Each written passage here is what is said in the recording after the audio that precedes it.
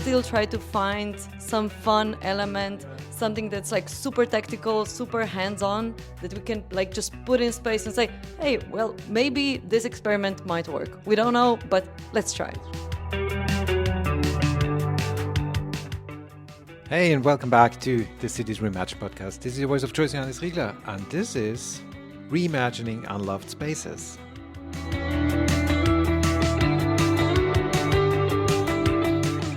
Almost every city has these places and spaces, buildings, public spaces, squares, streets, which somehow seem to be waiting for the reawakening. They're underused, they're often overlooked, but also, in many cases, underloved places. Well, I love the term underloved or unloved places so much, which I for the first time heard when I talked to Alenka and Zala in this podcast episode, is because it shows a different kind of logic of rediscovering the use value of places and spaces. It also indicates that it is not only about waiting for the economic rediscovery of these places, but also for reimagining how people connect to them, how they use them, and how these places become loved again. So when I was staying for a couple of weeks in Klagenfurt in the south of Austria, it was high time to pop by the studio of Prostorož in central Ljubljana, Slovenia, to finally meet, I need to say, Alenka Korenjak and Zala Velkavrh in person on a Friday afternoon to have a chat about their work. Prostorož is a not-for-profit design agency activating underused spaces, public spaces, outside spaces, buildings, hospitals, what have you, and linking the community with these places. And I, for the first time, got to know Prostorož and Alenka and Zala when we worked together on a joint publication on the dilemmas of urban public spaces back in 2020, which was a very strange time because it was the early days of COVID, and writing about public spaces felt very weird because you wrote about activating public spaces, but you could not go out because you were locked in due to the pandemic. But anyway, that was the first time I got to know about their amazing work in Slovenia and beyond. And what struck me is when talking to them, you really get a feeling of how important the issues of activating spaces is for them. It's not just another job, it's really driven by curiosity, by the urge to explore and try out things. And you will also find out in the podcast episode this time, it is all about authenticity, because when you talk to the two of them, it is really stunning how much energy and motivation they put into the work of Prostorož. But find out for yourself in this week's episode. If you like what you're hearing, please subscribe to Cities Reimagined on your favorite podcasting platform. Follow us on Instagram to get more background stories on how we record this kind of episodes and what we do besides of that. And get connected to me on LinkedIn or pop me an email. That's johannes@anthropocene.city. All right, here it is. Reimagining underloved or unloved urban spaces with Alenka Korenjak and Zala Velkavrh.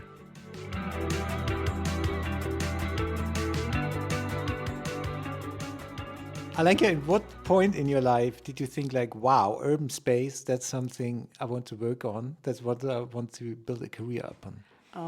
Actually, on the Faculty of Architecture, where two of my colleagues, Masha and Anna, also studied at the time, we were really, really focusing much on details, on certain buildings, on houses, but not on places in between. And we did a lot of trips around Europe to see these buildings, and we were hopping from one beautiful detail to another beautiful detail, but not noticing what's in between. And we were much more interested in this life in between. Mm-hmm. How to understand it, why the Berlin smells like it is, why London is like it is, what gives the cities this identity.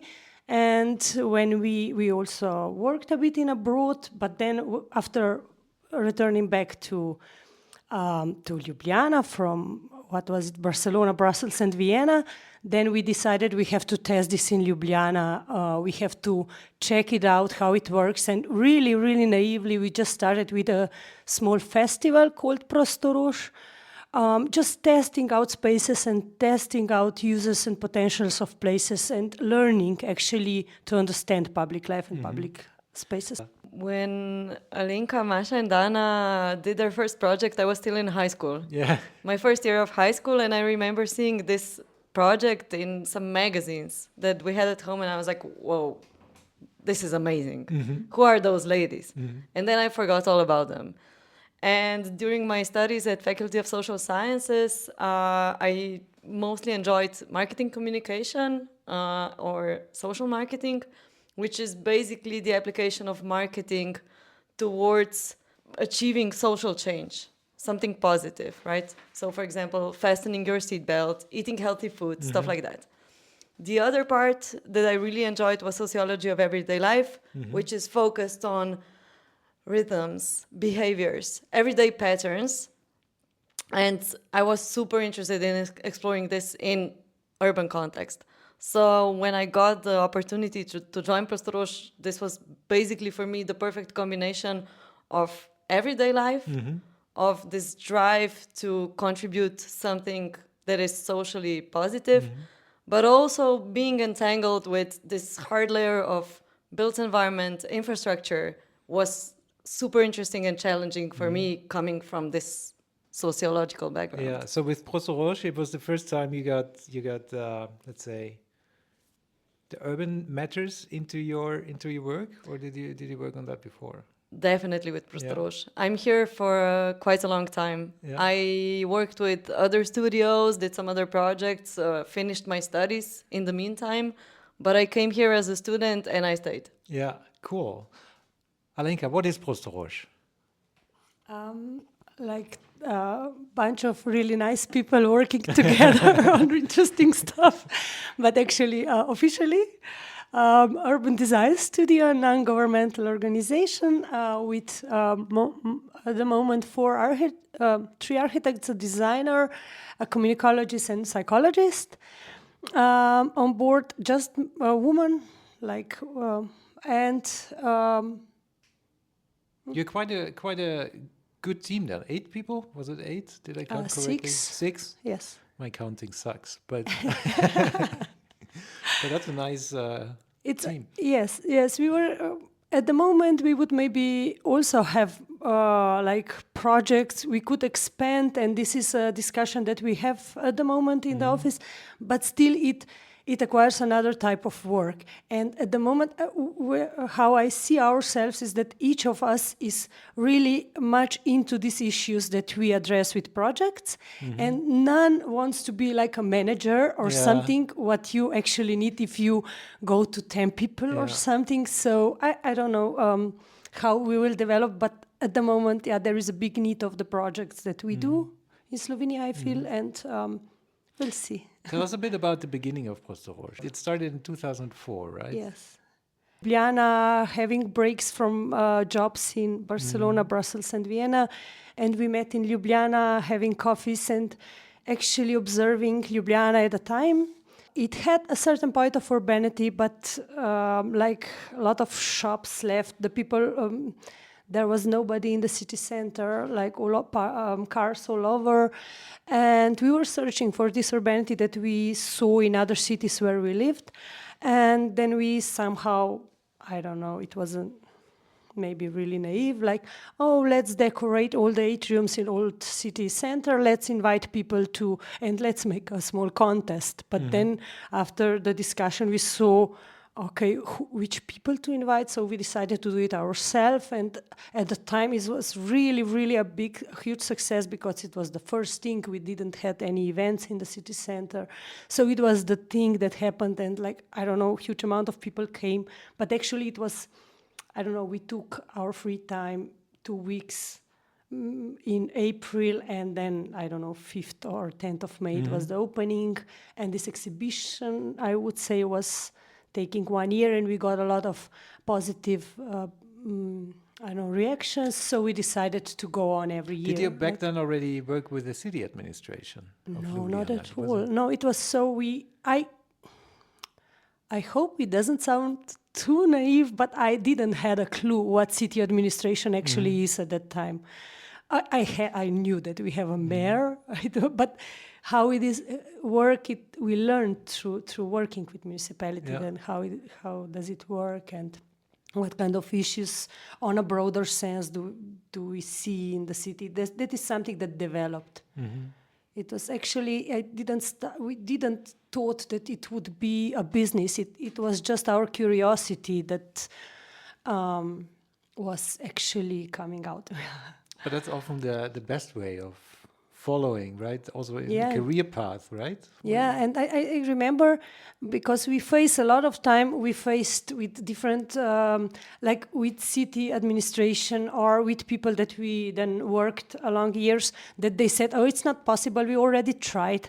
And at that time I said to myself, I will just never say this to myself, I already tried. Because it's like, why shouldn't you try twice? I don't know. So this is, yeah. But back then, when you found Prostorož, the times were also very different here, right? It was not too long after the system change. I remember that because I grew up in the neighborhood just across the depending on the perspective. Anyway, but since I grew up in Klagenfurt nearby, I went to Ljubljana quite often then, for a day trip, because it's very close, and you could really see now how the city changed in the last 20 years dramatically. What was it like back then in 2004, the city center? Yeah, it was actually nothing was from when we became independent, like this, and we had the neighborhoods were already built. The Ljubljana was already big.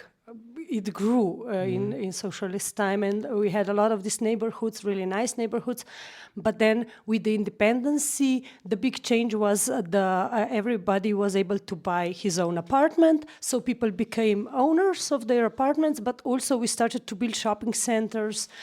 And on the outskirts, we were starting to build individual houses and sprawls around, all around Ljubljana, and somehow the city center was also perceived as like for poor people, and like the public space was not appreciated a lot, and like all our cars and the city municipality. If I look back to 2008, did much for the public space at all, and didn't address any of these issues. And also, I would also say for public amenities, but at that time we had them, or we had cinemas, we had and after 2008, when we got new mayor. Actually, the city center was really addressed. And also, I have to mention Vice Mayor of Janez Koželj, our professor, who actually had this idea of making places for people in the city center. Yeah. But then it grew so quickly, and I much agree that it has. At that time, it was really important to invest in public spaces in the city center. And I do remember, like, when these places were open, how we met with friends and with people that lived in Ljubljana. And this was really something that we appreciated a lot.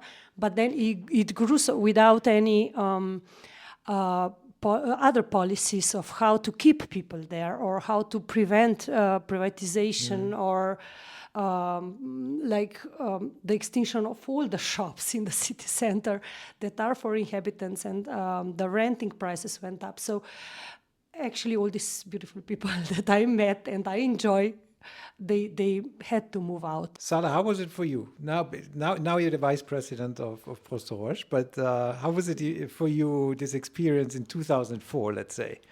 Because you weren't working on cities yet. How did you experience that in the city? Well, in 2004, I wasn't working on cities, but I was very well experiencing them. I lived in a smaller town in the eastern part of Slovenia, half an hour away from Ljubljana. So I was one of the daily commuters.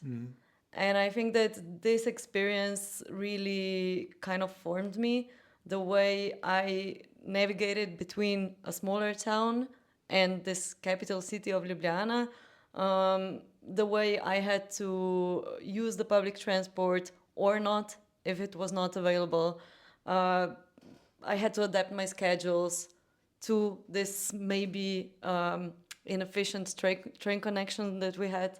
But I also, since I can remember, I always wanted to experience this quote unquote big city life that Ljubljana offered. And I think it had a lot to offer, and it still does. What do you think are the biggest challenges for Ljubljana today? Because I think the city center or the city changed so much in the last 15, 20 years, and there might be some new challenges coming up. I think we cannot disconnect the challenges that Ljubljana is facing from the challenges faced by other cities in Slovenia and towns, villages, small settlements, etc. The population pattern in Slovenia, the settlements are really dispersed. So we have a lot of these smaller towns, villages, places that are actually, honestly, not that far away from Ljubljana. And other few big employment centers that we have. Like you mentioned, it's 1 hour away from Klagenfurt, so from Austrian border. It's also 1 hour away from Italian border, Croatian as well. So within an hour, you're almost out of the country, right? And Ljubljana has almost a bit less than 300,000 inhabitants, but we have 125,000 people daily commuting to the city, right? So almost a half of the people come here every day. And because of the bad public transport, they come by car, most of them. So this is creating problems in Ljubljana, but in other towns, villages as well, right? It's really pushing towards this car-centric design and planning. Everything has to be kind of accommodated for cars. It's also creating a vacuum in the city centers, in the small towns, because the shops are empty, people are not visiting them anymore. So, like, we have on one hand this big city where everyone wants to live and work, but can afford to. And on the other hand, we have this massive drive for suburbanization and empty city centers with kind of high architectural value, but without any program or social infrastructure. And that's exactly what you want to or where you work on, right? In this area, you work on public spaces, but not only on public space design, but also having public spaces as a medium to connect people, I would say. Tell us a little bit about that. Well, for us, the key reason why we're dealing with public spaces because we feel that this is creating the higher quality of life, right? This is creating happier, more healthier people. With better social ties, you can live longer, you experience your urban environment, but also your life in a different way. Kids grew up in a different environment, this is important. If you have healthy air, of course, this is important as well, right? And for us, focusing on urban space has always meant focusing on the people, because we realized that, like, exploring just what public space and public life means talking to people, observing how they behave, how they use certain spaces, and how, like, or why do they avoid some of them. So yeah, basically this is why we say, when we describe Prostorož, that we're like connecting people to the space, but also connecting people among them. Not only working in this like one direction or being super focused on the aesthetic part of public space, but also on the social part as well. What kind of projects do you do? Right now, it's crazy. We have so many projects open that it's really hard to describe. But we started as a studio working with like this temporary, tactical, super ephemeral projects that have now in the last few years really developed into producing research on public life and public space.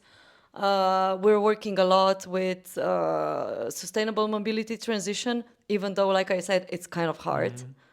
We're working a lot because we feel that this is like a value that's being lost. We work a lot with renovation, bringing new life into old buildings. And of course, we still work with public spaces. We try to, even though some of our projects are a bit more serious, like more complex, more focused on the long-term success than they were before. We still try to find always or almost always some fun element, something that's like super tactical, super hands-on, that we can like just put in space and say, hey, well, maybe this experiment might work. We don't know, but let's try. Let's try. Cool. Alenka, what is your favorite project? Yeah, actually, my favorite project was done in Idria a few years ago, and it is actually turning in 1 week, and we turned a street into a square, and it took us just 1 week, and it was in front of the old people's home. Idria is a small mining town, and we started a few years before this project. We started with we invited different municipalities, and we asked them who would like to work with us. And Idria was really eager, and they said, please come to Idria, please work in the area, which is a bit outside of the city center. And because we don't have any ideas or any project predicted for this area. And for us, it was a really nice beginning, connecting all the organizations there, school, kindergarten, old people's home, museum, factory, shop, church, like a police and the medical center, everything on this spot, and 200 inhabitants. And through connecting all of them and through testing the street, how it would work in another manner, we put 10 small interventions along the street in the summer, and in September we talked about what kind of things they liked or not, and actually we developed a strategy, a long-term strategy for the city, what to do with this area, which would be the best projects to address in this area. And then actually city started they changed the light, they put the bicycle lane. This was small interventions along years, but like after 2 years, the chief of the old people's home called us, and he said, I found out that the street in front of the old people's home is in our ownership.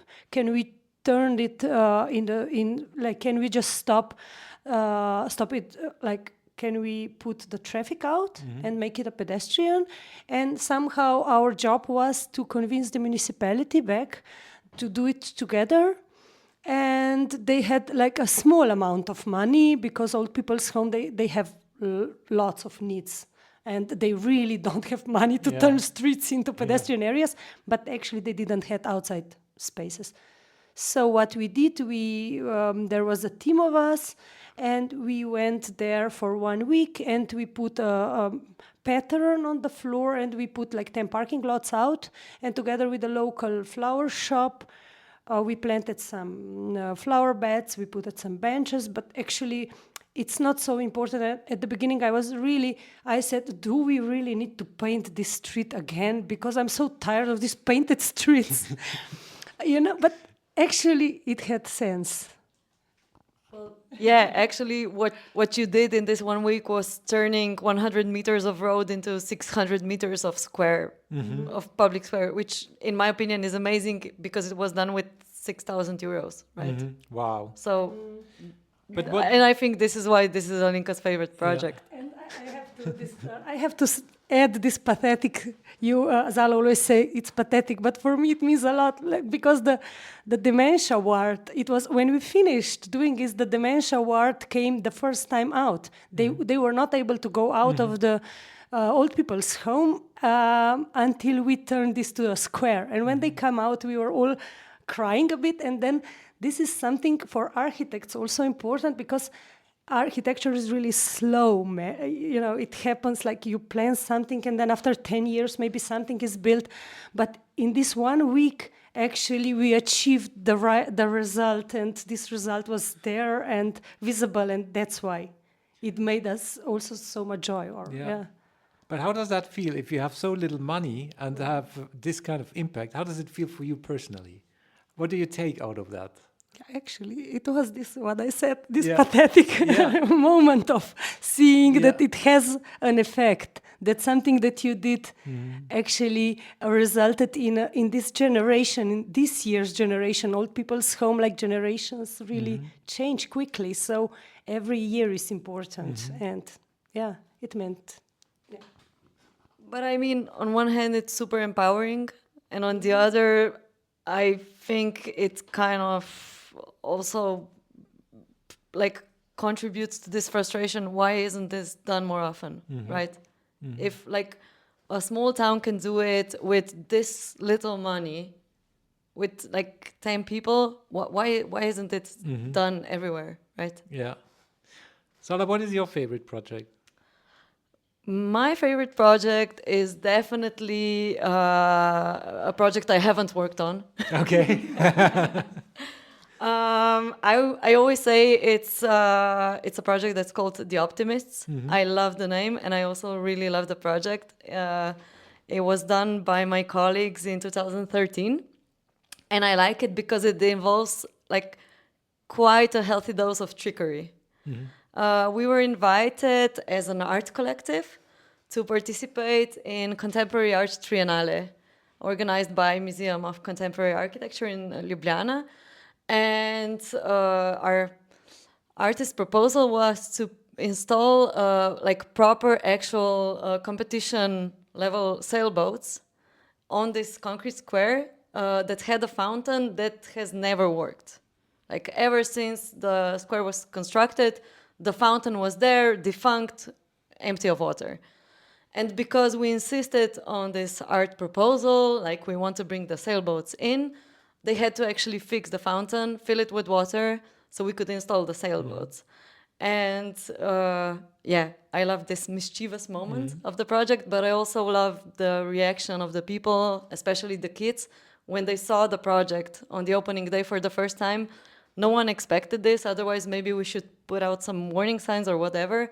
But when the kids saw the water and the sailboats, they just threw away their clothes, took off everything, and jumped in this fountain in the middle of a city. And to Wonderful. me, it's amazing. This is the reaction that urban space can have on people, if done right. What do you say from your experience with these projects, but also with other projects? What is it that makes these kind of projects a success? Where do you get a pleasure out? Where do you get, or not only you, Water but is everybody pleasure. involved? Water is pleasure, yeah. Water is pleasure, trees are pleasure, but also I think just the moment of creating a completely unexpected element. Now we're talking mostly about these temporary tactical interventions, to be clear. To just putting something unexpected in space still has this wow effect on people, even though we feel like we're like filled with information, with sensory with sensory elements everywhere. We're on the internet and whatnot, but like when you stumble upon something you didn't expect in urban space, this still stops people in their place and forces them to think of their relation to space in a different manner. And one of your newer projects is in Celje, right? Can you tell us about that? Because I think that's also a very exciting one, right?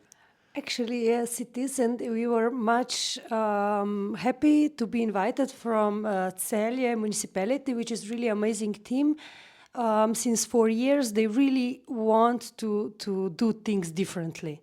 And this is something that was really a good start for us also, because at this project we can start together with the city. We can develop projects with new tools, what we already do, but mostly we are like bottom up. But here we worked closely with this amazing team, and they wanted to set up a cultural and creative center in the city center, and ask us to actually to do the brief, to figure out what would be the program, who would be the future users. Actually, the house was there, 100 years old Austro-Hungarian house, built for school, and a lot of creatives, a lot of voluntary associations were also there. So how to connect them, how to make proper spaces for them. And what we did as a first step, the house was empty since 2007. our first move was not writing a brief like these dull things, but opening doors to a house that didn't have electricity, didn't have water, but it was there and it was stable. You could enter, and for all the meetings, also with city municipalities, with heritage protection, we just met there. And so the city had to put electricity in one floor. It was not hard. And then it was all the things that we did was they were serious work, but also had much fun, because the people that we invited them to this house to speak about future of this house, they had right away the moment of, wow, this house is really nice, and they could really talk about what kind of things, how do they imagine themselves in the house. And when we speak about culture and creative scene in Celje, in small towns, we have to speak about all layers of culture and creativity. It's from voluntary puppet theaters and voluntary folklore groups, voluntary choirs. We speak about people that have like 1 hour time per week to go and sing. And then we talk about creatives that are professionalists, or about cultural scene, professional actors. So how to join these two cultures together. And even, I guess, what we achieved, we did also a temporary use for 1 year. We offered people that they were able to use for rehearsals, for events, for fairs, for whatever. And I could say this month the renovation will begin. But I could say that now, even that renovation didn't start yet, we actually put this house on a map of a cultural scene in the city, and I hope it will last for this 1 year of building, and then I have good hopes for future of this house. Now, I wanted to add that like this opening of the doors really put the building into the mind map of city inhabitants right away. So without waiting for the renovation, without waiting for the European funds to finance it, blah, blah, blah, blah, blah, the house is already there. And I feel that like doing this with just a brief was really a bold move. That's then very much about experiencing the space, right? That you go there and have a look and experience it yourself. And does it contribute to people's imagination as well? I think it definitely does. We organized an open door event in the building, and there we actually invited people to like really physically interact with the building. We placed a bunch of colors and brushes on the floor in one room. Alenka didn't like it because it was... I did. No, no, I'm just kidding, because you said before that painting... No, I'm just kidding. I'm sorry. She's fed up with painting the streets, not the buildings. Not the buildings. Okay, I see. Yeah, but there are people like they could just move things. They could paint the walls. It was like their, DIY art space, and we waited for the reaction. We didn't know that much about like visitors. This was our first time meeting them. But people just like jumped in and took brushes and painted all over the walls, writing stuff, contributing with their ideas. It was like a really, really fabulous moment. Very nice. How is it for you working in a smaller city like Celje? That's about 40,000 people live there. I guess the dynamics and the urban dynamics are very different than from Ljubljana or from bigger cities in that sense. I would say working in Celje compared to Ljubljana is kind of similar to working with smaller towns in Austria. You always like feel this pressure of competing against the capital, right? You're like never there as a city. But at the same time, these cities have like really nice historic centers, high quality buildings. They might have had some problems with people moving away or forgetting about all the amenities, cultural events, like beautiful places in the city, but they are there waiting to be rediscovered. So we like it a lot, actually. We feel that Ljubljana has had its fair share of visitors, tourists, media coverage, and now it's time for smaller cities to start like to shine, to or properly compete. Yeah, very nice. Staying with the small cities, or with the notion of the small cities, you also work in even smaller communities, right? And I recently read or got my hands on a book called Extended Urbanization Tracing Planetary Struggles. It's more from a post-colonial context, but just when you read the introductory chapter, they argue for new kind of understanding of what urban is, that urban does not mean a certain number of people living there or a certain density of people living there, but it's more about these dynamics and the processes around that, and that could be even in a village. We see that often also, I think, in Austria we see that a lot, because you have a kind of gentrification in very rural parts as well. What are your thoughts on this notion? How do you connect, let's say, urban dynamics with more smaller communities? I actually referenced the post-colonial piece of literature because I think that this like post-colonial context is very appropriate for the settlement of Jeriau, the small mining village, a community in Carinthia that we're currently working in. The settlement was actually established for the purpose of extracting local resources for the benefit or profit of a higher non-local power, which was like namely the Austro-Hungarian Empire, right? So basically these colonial relations very much relate to the place where we work. And this mining history of Jeriau, this settlement, is very much influencing the state of the place to this day, because they're facing issues related to soil pollution, which is the effect of mining. They are facing a lot of depopulation because the mine obviously closed. The whole settlement is located in quite a weird, unpleasant valley, but this was done because of the mine. So like this historical but also topographical natural context of the space is super interesting there. And we feel that arguing like or thinking about urban versus non-urban in a settlement like this is meaningful, because we would actually maybe say that this small community of Jeriau with only 300 inhabitants was more urban in the past. They had public amenities, they had social spaces, there was a community center, so to say.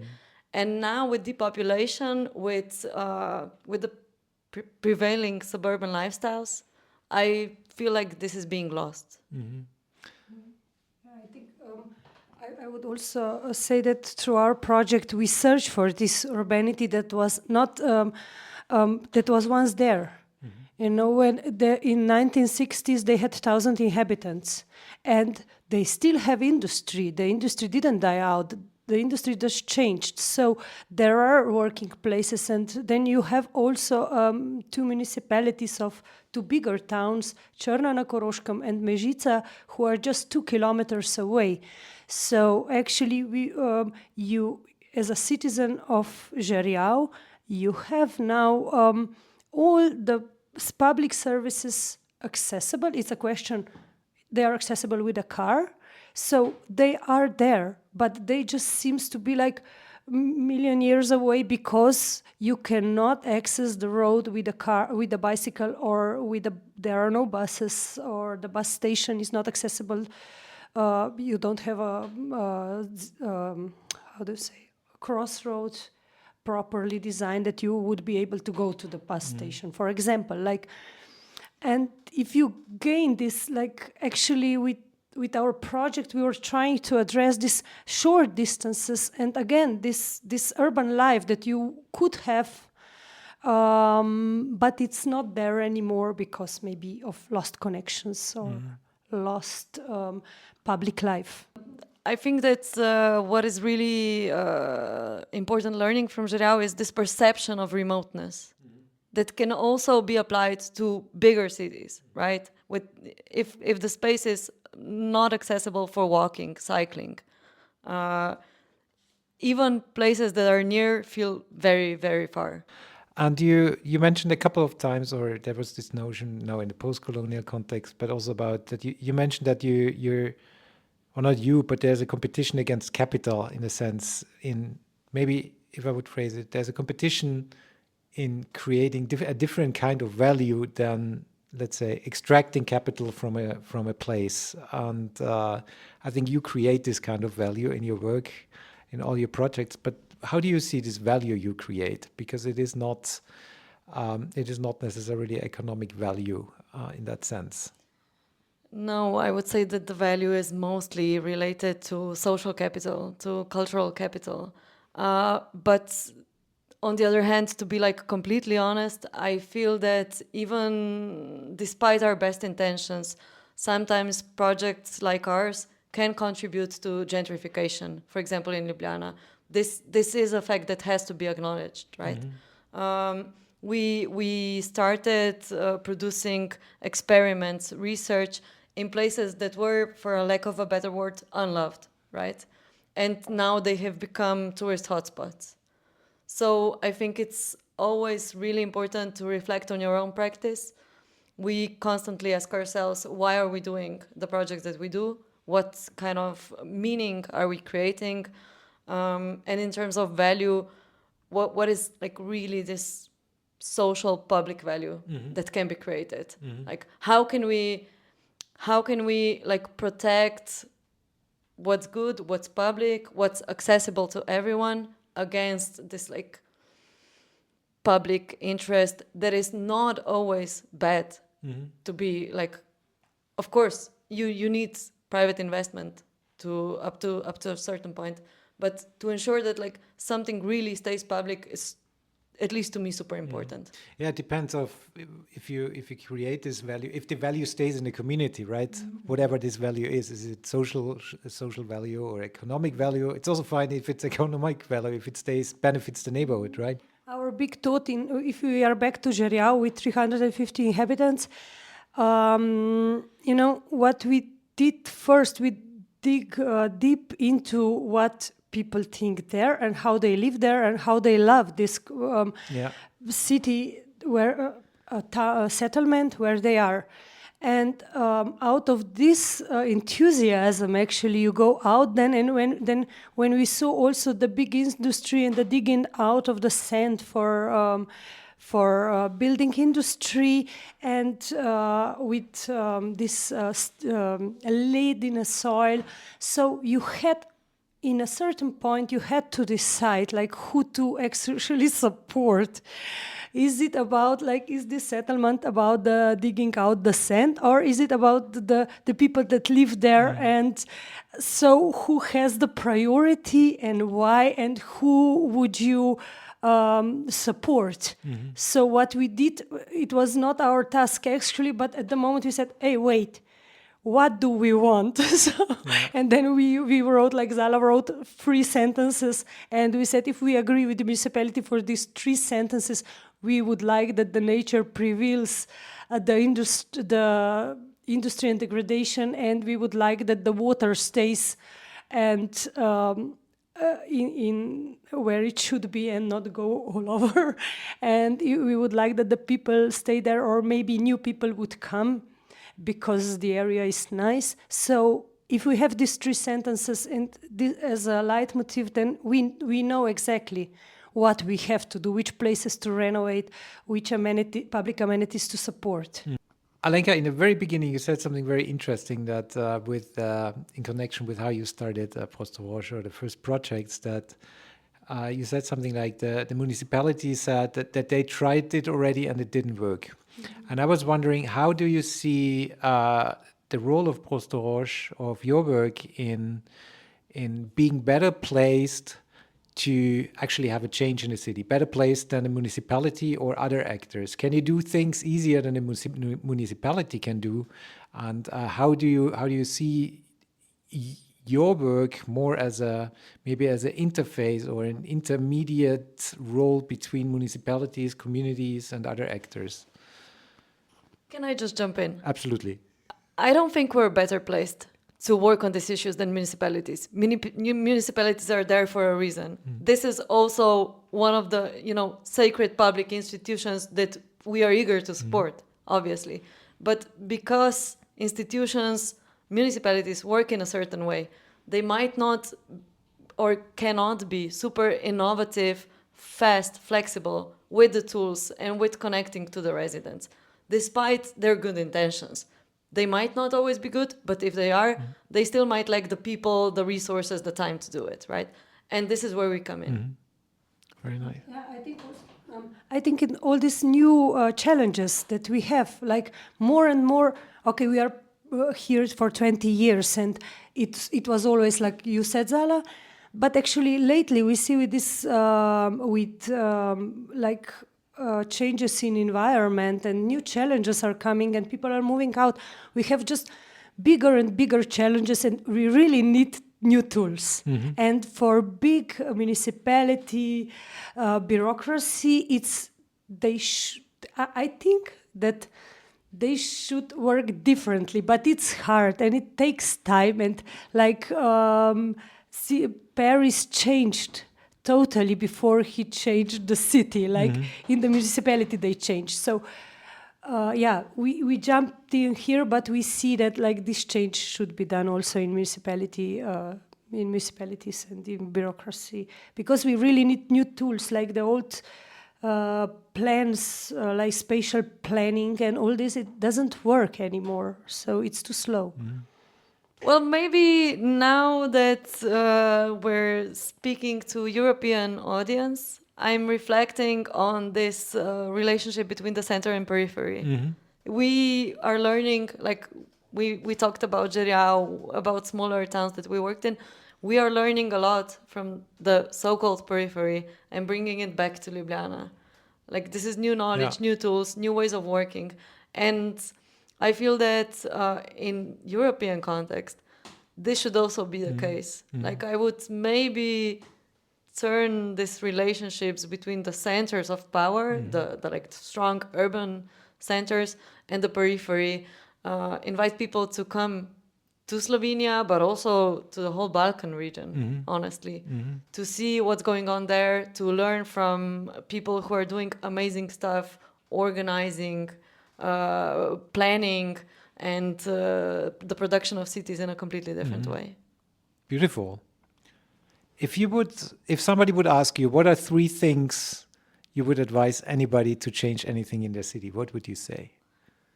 Well, maybe if you ask me, I would advise them the same as I advised the audience at Utopian Hours in Torino. Think of all the aspects of your work, of the production of urban space that can be shared. You can share knowledge in ways that are new, fresh, but also really critical. You can share the creation of visions, new urban visions, with stakeholders, residents, visitors, people who are left out of the urban planning processes usually. But you can also, I think that our projects, this 20-year history of Prostorož shows, you can also share the labor of producing urban space. Just go out there and try to convince people to work with you on something, basically. Alenka, how about you? Do you have some thoughts on that? I would totally agree. If you share, then you get so much back, so much more back. And I guess also our learnings went since 20 years from sharing things and from getting things from other people and learning from them. So this would be the thing. But also, I don't know, I spoke yesterday I had a lecture on Faculty of Architecture. It's just, if something bothers you, just please try to address. I don't know, don't stop, just try to understand it, try to discover it, and Great. Thank you so much. Thank you for the hospitality and inviting me over to come to your studio in Ljubljana. It was really nice talking to you. Thank you so much. Thank you. Thank you. I hope you have a better idea of what underloved or unloved places and spaces are right now. I would really encourage you to check out the work of Prostorož online, or go to Tallinn or Ljubljana to find out for yourself. That's all for this episode, so if you like the content, make sure you subscribe on your favorite podcasting platform or follow us on Instagram or pop me an email at johannes@anthropocene.city. Until then, I hope to catch you soon.